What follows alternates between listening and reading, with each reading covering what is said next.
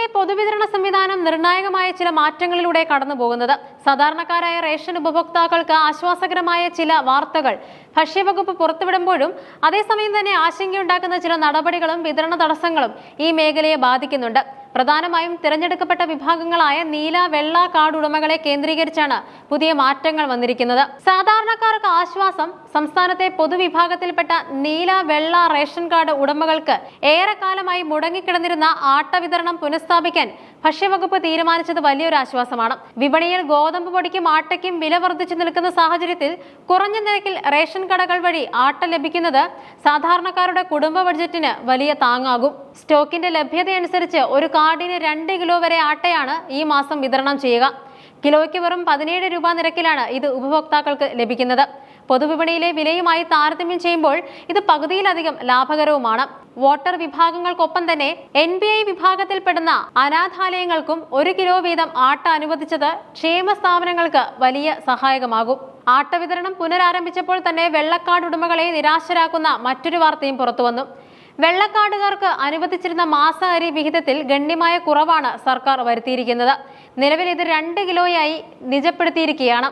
ഈ കുറവിന് കാരണമായി ഭക്ഷ്യവകുപ്പ് ചൂണ്ടിക്കാണിക്കുന്നത് ഡിസംബർ മാസത്തിലെ അമിത വിതരണമാണ്. ക്രിസ്മസ് പ്രമാണിച്ച് ഡിസംബറിൽ നീലക്കാർഡുകാർക്ക് അധികമായി 5 കിലോ, വെള്ളക്കാർഡുകാർക്ക് 10 കിലോ അരി വിതരണം ചെയ്തു. ഇത്തരത്തിൽ അധികമായി വിതരണം ചെയ്തതിനെ തുടർന്നാണ് സ്റ്റോക്കിൽ വന്ന ജനുവരി മാസത്തെ വിഹിതം വെട്ടിക്കുറയ്ക്കാൻ ഇടയാക്കിയത്. ഉത്സവ സീസണുകളിൽ ലഭിക്കുന്ന ആനുകൂല്യങ്ങൾ അടുത്തുള്ള മാസങ്ങളിലെ വിഹിതത്തെ ബാധിക്കുന്നത് സാധാരണക്കാർക്ക് പ്രയാസം സൃഷ്ടിക്കുന്നുണ്ട്. റേഷൻ വിതരണത്തിലെ മാറ്റങ്ങൾക്കപ്പുറം ഈ സംവിധാനത്തെ പൂർണ്ണമായും നിശ്ചലമാക്കാൻ സാധ്യതയുള്ള ഒരു സമരമുഖം ഇപ്പോൾ തുറക്കപ്പെട്ടിരിക്കുകയാണ്. റേഷൻ സാധനങ്ങൾ FCI ഗോഡൌണുകളിൽ നിന്നും റേഷൻ കടകളിൽ എത്തിക്കുന്ന വാതിൽപ്പടി വിതരണ കരാറുകാർ അനിശ്ചിതകാല സമരത്തിലേക്ക് നീങ്ങുകയാണ്. കഴിഞ്ഞ കുറച്ച് മാസങ്ങളായി കരാറുകാർക്ക് നൽകാനുള്ള പ്രതിഫലം സർക്കാർ മുടക്കിയിരിക്കുകയാണ്. 2 മാസത്തെ പൂർണ്ണമായ തുകയും മറ്റ് 2 മാസത്തെ ഭാഗികമായ തുകയും ഇനി ലഭിക്കാനുണ്ട്. ലോറി വാടക, തൊഴിലാളികളുടെ കൂലി തുടങ്ങിയ വലിയ ചെലവുകൾ നേരിടുന്ന കരാറുകാർക്ക് കുടിശ്ശിക ലഭിക്കാത്തത് വലിയ സാമ്പത്തിക പ്രതിസന്ധിയാണ് ഉണ്ടാക്കിയിരിക്കുന്നത്. സപ്ലൈകോ MD വിതരണക്കാരുമായി നടത്തിയ ചർച്ചകൾ ഫലം കാണാത്തതിനെ തുടർന്നാണ് അവർ സമരത്തിലേക്ക് നീങ്ങാൻ തീരുമാനിച്ചത്. വ്യാഴാഴ്ച മുതൽ ആരംഭിക്കുന്ന ഈ സമരം നീണ്ടുപോയാൽ സംസ്ഥാനത്തെ റേഷൻ വിതരണം പൂർണ്ണമായും സ്തംഭിക്കും. ജനുവരി മാസത്തെ റേഷൻ വിതരണം ആരംഭിക്കേണ്ടത് വ്യാഴാഴ്ചയാണ്. എന്നാൽ വ്യാഴം, വെള്ളി ദിവസങ്ങളിൽ റേഷൻ കടകൾക്ക് അവധിയായതിനാൽ ശനിയാഴ്ച മുതൽ വിതരണം തുടങ്ങാൻ സാധിക്കും. എന്നാൽ ഇതിനിടയിൽ വിതരണക്കാരുടെ സമരം കൂടി ആരംഭിക്കുന്നതോടെ ഗോഡൌണുകളിൽ നിന്നും സാധനങ്ങൾ എത്തിക്കാൻ കഴിയാത്ത സാഹചര്യം വരും.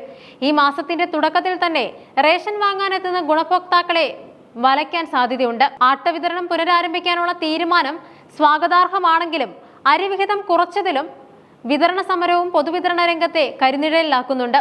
സർക്കാർ അടിയന്തരമായി ഇടപെട്ട് കരാറുകാരുടെ കുടിശ്ശിക തീർപ്പാക്കുകയും റേഷൻ സാധനങ്ങളിൽ സുഗമമായ വിതരണം ഉറപ്പാക്കുകയും ചെയ്യേണ്ടത് ആവശ്യമാണ്. ദാരിദ്ര്യ, ഇടത്തര വിഭാഗങ്ങളുടെ ഭക്ഷണ സുരക്ഷ ഉറപ്പാക്കുന്നതിൽ റേഷൻ സംവിധാനത്തിനുള്ള പങ്ക് കണക്കിലെടുത്ത് പ്രതിസന്ധികൾ ഉടൻ പരിഹരിക്കപ്പെടുമെന്ന് നമുക്ക് പ്രത്യാശിക്കാം.